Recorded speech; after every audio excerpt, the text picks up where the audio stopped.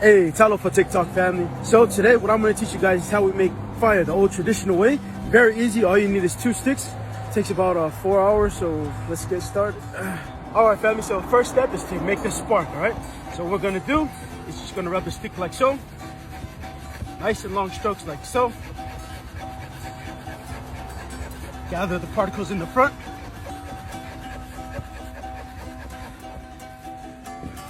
Now you know when you got the fires whenever it keeps smoking just like that, alright?